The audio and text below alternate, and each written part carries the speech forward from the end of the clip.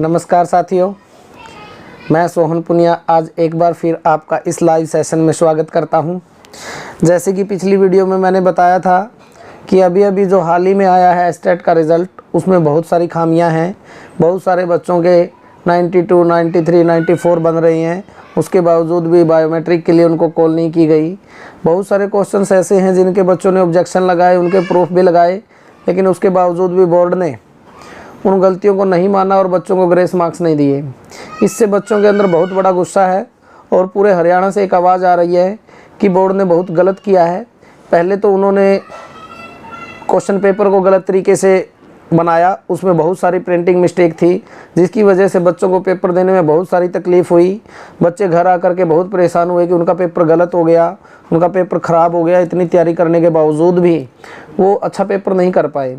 फिर जब ये हुआ कि चलो कुछ ना कुछ सोल्यूशन हो जाएगा, ऑब्जेक्शन लगाएंगे, तो बोर्ड ने ऑब्जेक्शन लगवा लिया और इतने सारे बच्चों ने ऑब्जेक्शन लगाए। हर ऑब्जेक्शन के 100 रुपये के हिसाब से पैसे लिए गए और इतने सारे ढेर सारे पैसे बोर्ड के पास इकट्ठे हो गए।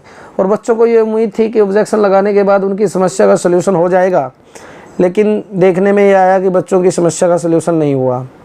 जैसे मैंने प्रीवियस वीडियो बनाई थी, उस वीडियो को देखकर बहुत सारे बच्चों ने मेरे पास कॉल किए, मैसेज किए कि सर ऐसा हुआ है, ऐसा हुआ है, सर मेरा ये क्वेश्चन ठीक था, उसके बावजूद भी मार्क्स नहीं मिले, सर इसका मिस प्रिंटिंग था, इसकी सर स्पेलिंग गलत थी। अब सर स्पेलिंग गलत का क्या प्रूफ लगाएं? भाई जेन्युइन बात भी है, स्पेलिंग गलत का क्या प्रूफ लगाएं? 2 स्पेलिंग है, एक स्पेलिंग वो उसी पेपर में वही लिख रहे हैं और क्वेश्चन में वही फिर गलत लिख रही हैं, तो डेफिनेटली तौर पर वो गलत है। और आपको याद दिला देना चाहूँ कि पहले जो एक एग्ज़ाम हुआ था, उस एग्ज़ाम में एक क्वेश्चन में फ्रिक्शन आना था, लेकिन उसकी जगह फ्रैक्शन लिखा हुआ था और उस क्वेश्चन का मार्क्स दिया गया था। तो उसको आधार बना करके बच्चे मार्क्स के लिए क्लेम कर सकते हैं और बच्चों को मार्क्स मिलने भी चाहिए। और मैं बोर्ड को आगाह करना चाहता हूँ, बोर्ड से निवेदन भी करना चाहता हूँ, ये मेरी आवाज़ नहीं है, ये बच्चों की आवाज़ है कि बच्चों में बहुत ज़बरदस्त आक्रोश है।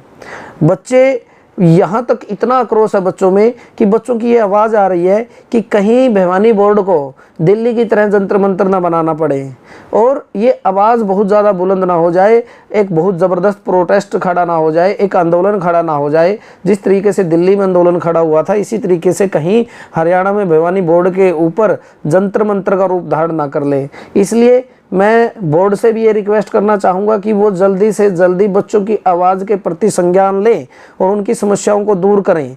जिन क्वेश्चंस के ऑब्जेक्शन लगाए और जेन्युइनली जो बनते हैं उनके ग्रेस मार्क्स बच्चों को दे और सभी बच्चों को उनकी OMR की जो स्कैनिंग है, जो कॉपी है OMR की जो शीट है, वो प्रोवाइड करवाए, ताकि बच्चे इस तरीके से ये चेकआउट कर सके कि उन्होंने कौन से क्वेश्चंस पे। कई बार ऐसा होता है कि बच्चा क्वेश्चन मार्क्स पे तो कुछ टिक करके आया है, लेकिन OMR शीट पे गलती से दूसरा भर जाता है। हो सकता है उसकी वजह से उनको दिक्कत हो रही हो, उनको लग रहा हो कि मेरे 92 बने हैं लेकिन उनके बन 88 रहे हों। तो इसलिए, क्योंकि कार्बन कॉपी होती तो शायद वो खुद से मैच कर लेते, लेकिन कार्बन कॉपी का कोई प्रावधान बोर्ड ने अब की बार नहीं किया, तो इसलिए ये भी बोर्ड की कहीं ना कहीं गलती है। और अब देखिए, अगर बोर्ड उसमें ये चाहता है कि बच्चे अब OMR शीट के लिए अलग से फीस दें, तो ये तो कहीं ना कहीं फिर पैसे कमाने का प्रोपगंडा नज़र आता है। इसलिए बिना किसी फीस के, विदाउट फीस बच्चों को उनकी OMR शीट प्रोवाइड करवाई जाए और जितने भी ऑब्जेक्शन लगाए हैं वो दुरुस्त किए जाए। नहीं तो मैं आपको बता दूं कि पूरे हरियाणा से एक कॉल आ रही है, सभी बच्चे प्रोटेस्ट करने की मांग कर रहे हैं, सभी बच्चे एक दूसरे को इकट्ठा होने की आवाज़ लगा रहे हैं, सभी बच्चे ये बोल रहे हैं कि बोर्ड चलिए या फिर ईमेल कीजिए। आपने देखा होगा कि बोर्ड की ईमेल पे भी बहुत सारे बच्चों ने ईमेल की है। अगर आप ईमेल को खोल के देखेंगे तो आपको इतनी सारी ईमेल मिलेंगी। तो मेरा निवेदन है कि ज़्यादा से ज़्यादा बच्चे इकट्ठे ना हो पाए और ये एक प्रोटेस्ट का रूप धारण ना कर पाए, ये एक आंदोलन ना बन पाए, ये बोर्ड जंतर मंतर ना बन पाए। इससे बचने के लिए आप बच्चों की जल्द से जल्द समय रहते समस्याओं को दूर कर दीजिए। नहीं तो ये बोर्ड के लिए भी ठीक नहीं होगा, बच्चों के लिए तो ठीक होगा ही नहीं, और दूसरी तरफ से सरकार के लिए भी ये ठीक नहीं होगा। तो मेरा तो सभी से ये निवेदन है कि बच्चों से भी मेरा ये निवेदन है कि वो थोड़ा सा पेशेंस रखें और अपना जो आवाज़ है, अपनी जो आपकी जो आपको चाहिए है, जो होना चाहिए, उस आवाज़ को बोर्ड के नुमाइंदों तक पहुंचाने का काम करें ताकि आपकी समस्या का समाधान हो सके। और मैं दूसरी तरफ ये भी कहना चाहूँगा कि जितने भी यूट्यूबर्स हैं, बहुत सारे कोचिंग इंस्टीट्यूट्स हैं, वो क्या कर रहे हैं, बच्चों के पढ़ाते हैं, बोर्ड ने नई डेट अनाउंस कर दी है, उनका फोकस उस नई डेट पे है। वो बार बार यही बात बोल रहे हैं कि नई डेट आ गई है, आप ये बैच ले लीजिए, ये बैच ज्वाइन कर लीजिए, 15 तारीख से हमारा बैच शुरू है, 10 तारीख से हमारा बैच शुरू है, बैच की फीस इतनी रहेगी, स्टार्टिंग में लेंगे तो इतनी लेगी। तो भाई आपके बैच तभी चलने वाले हैं अगर बच्चों के साथ नहीं आए होगा। आपके पहले लिए हुए बैचों से तैयारी करके जो बच्चों ने क्रैक किया एग्ज़ाम, उनका क्या? अरे उन्होंने तो क्वेश्चन ठीक कर दिया, लेकिन ठीक के बावजूद भी अगर उनको मार्क्स नहीं मिलेगा तो आपके बैच का क्या करेंगे? वो आप रखो अपने बैच को। तो मेरा निवेदन ये है कि आप ये बैच बेचने की होड़ से बच के, ये बैच बेचने की होड़ ना क्रिएट करें। आप बच्चों के साथ खड़े हुइए, आप बच्चों का साथ दीजिए, आप ज़्यादा से ज़्यादा वीडियो इस चीज़ पे बनाइए कि अब OMR शीट मिले और बोर्ड रिजल्ट को रिवाइज़ करें। क्योंकि अगर ये रिजल्ट रिवाइज नहीं हुआ तो हरियाणा में बहुत बड़ा हंगामा होने वाला है, बहुत सारे बच्चे एकत्रित होने वाले हैं और बच्चों का आक्रोश बहुत ज़बरदस्त आक्रोश होता है। इसलिए मैं चाहता हूं कि जितने भी यूट्यूबर्स हैं, जितने भी टीचर्स हैं, वो बच्चों के फेवर में वीडियो बनाएं और अपनी आवाज़ को बोर्ड के पास पहुंचाएं ताकि बच्चों की इस जेन्युइन समस्या का समाधान हो सके। अदरवाइज तो ये आपके बैच तो फिर रखे रखाए रह जाएंगे। आपको तो ये है कि नई डेट अनाउंस कर दी, अब बच्चे बैच ले लें। बैच का क्या करेंगे भाई? अगली बार भी ऐसा ही हो सकता है वो 95 स्कोर करें और 95 के बाद उनको मार्क्स ना मिले तो आपके बैच का क्या करेंगे? वो क्या करेंगे तैयारी का? उस तैयारी का कोई फायदा नहीं है जब तक। अब तैयारी तो अब की बार भी की हुई थी, अगर उनको उनके मार्क्स मिले तो बहुत सा उनके क्लियर भी हो जाएंगे। जिनके क्लियर होते हैं वो दोबारा तैयारी क्यों करें? क्यों दे दोबारा एग्जाम? अगर तैयारी भी करेंगे तो एस्टेट की थोड़ी करेंगे, नेक्स्ट स्टेप की करेंगे, स्क्रीनिंग की करेंगे, जॉब लेनी है, ऐसा थोड़ी है।